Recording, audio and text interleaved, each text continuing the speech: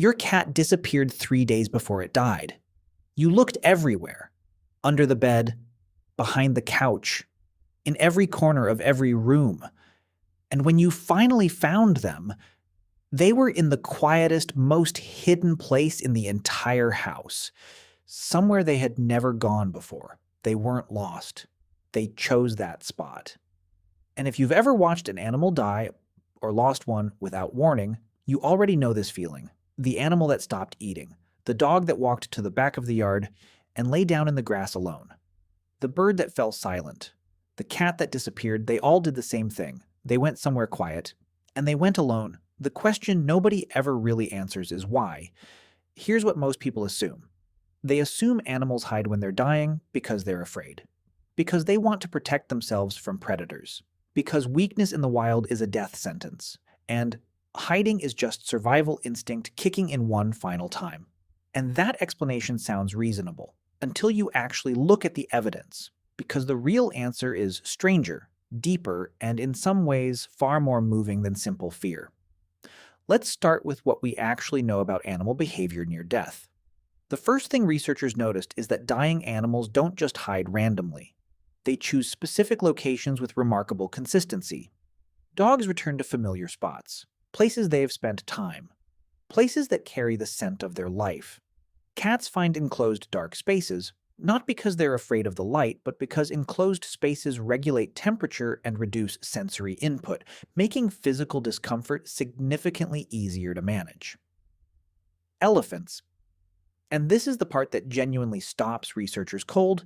Elephants will travel extraordinary distances when they sense death approaching, miles and miles away from their herd, towards specific locations that elephants have been observed returning to generation after generation. Elephant graveyards are not a myth. They're not exactly what the stories describe. Animals don't line up and wait to die in one specific field. But elephants do show strong tendencies to move towards certain areas when they're dying. Areas where other elephants have died before. Areas where old elephant bones accumulate over centuries. Nobody fully understands why, but the behavior is real, and it is deliberate. Now here's where the science gets genuinely interesting. For a long time, researchers assumed the hiding behavior in domestic animals was purely instinctual, a leftover survival mechanism from wild ancestors. Hide your weakness. Don't let predators see you're vulnerable. But there's a problem with that explanation. Domestic cats and dogs have lived alongside humans for thousands of years, thousands of generations. The predator threat that supposedly triggers this behavior hasn't been real for most of their evolutionary history in human company. So why does the behavior persist so strongly? One emerging theory is that the hiding isn't about fear at all. It's about pain management. When an animal is dying, their nervous system is under extraordinary stress. Every sound is amplified. Every movement causes discomfort. Every social interaction, even a loving one, requires energy the animal simply doesn't have. Dark, enclosed, quiet spaces reduce sensory input dramatically. They lower stimulation. They make the physical experience of dying measurably more manageable. The animal isn't hiding from you, it's finding the place where it hurts the least. But here's the part that nobody talks about. Animals don't just choose where to die, some of them appear to choose when. There are documented cases, not anecdotal, actually studied and recorded, of animals delaying death in ways that suggest something more than pure biology is happening. Dogs who held on for days beyond what veterinarians expected, until a specific family member arrived home. Horses who survived injuries that should have been fatal, until a long-term caretaker was present. Animals who seemed to wait, not for food, not for medicine, for a person. Researcher Barbara King, who spent decades studying animal grief and death, documented multiple cases of animals showing what she describes as awareness of their own dying. Not fear exactly, something closer to recognition. The animal knows something is happening, and in some cases, it seems to be making decisions about that process. Here's something that will change how you think about your own pets. When a domestic animal hides to die, they are almost always choosing the spot that smells most strongly of the people they love. Not the most hidden spot in the house, the spot with the most familiar scent. Your old jacket in the closet, the corner of your bedroom, under your side of the bed. The animal isn't retreating from you, it's retreating towards the thing that represents safety, comfort, and home. It's dying surrounded by the only version of you it can still access, your scent, your presence translated into something it can feel even when it can no longer move toward you.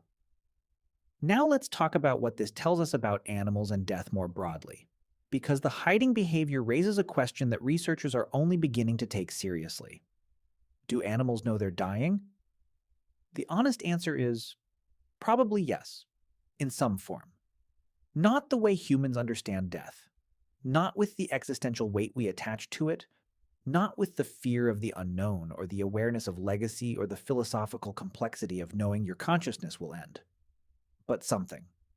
Animals show measurable physiological changes in their final days that are distinct from ordinary illness.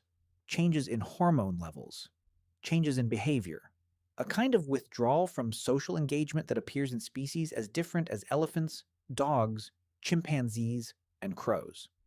Crows, when one of their own dies, gather in large numbers around the body. They don't eat. They don't call. They stand in silence for extended periods before eventually dispersing. Chimpanzees have been observed carrying dead infants for days, sometimes weeks, grooming them, refusing to leave them, showing behaviors that in any other context we would immediately recognize as grief. Elephants return to the bones of dead family members and touch them gently with their trunks. They linger. They come back years later. These animals are not simply responding to a stimulus. They are responding to loss, which means on some level they understand what loss is, which means on some level they understand what death is, which means when an animal chooses to go somewhere quiet and alone at the end of its life, that choice carries more weight than we usually give it credit for. Here's the thought that stays with me about all of this. The places animals choose to die are almost always the places that felt most like safety during their lives. Not the most hidden, not the most protected, the most familiar. The spot by the window where the sun came in every morning. The corner of the garden where they spent 1,000 ordinary afternoons. The place under your bed that smelled like home. They are not running from life at the end.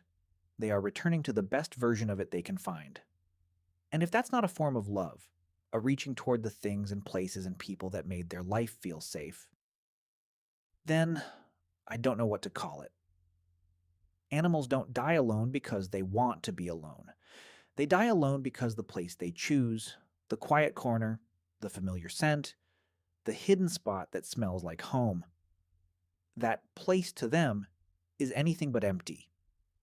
If that made you think about an animal you've lost, or made you see the ones you still have a little differently, that's exactly what Ink Origin is here for. Looking for the questions your brain keeps circling back to but never gets a real answer to. Ancient humans, animal psychology, the strange science of being alive. Subscribe if that's your kind of thing. It's free. And somewhere in a quiet corner of a house, an animal is choosing the spot that smells most like the person they love.